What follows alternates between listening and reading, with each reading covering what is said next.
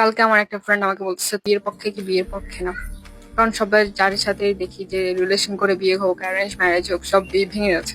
তো একবার একটা মানুষ আসে, এসে তার বন্ধুকে জিজ্ঞেস করতেছে যে ভাই বিয়ে করবো কি না করবো না। তো তখন ওর বউকে ডাক দিচ্ছে, দিয়ে বলছে যাও যে হারকিন ধরা নিয়ে আসো। ধরা নিয়ে আসছে, এসে রেখে চলে গেছে।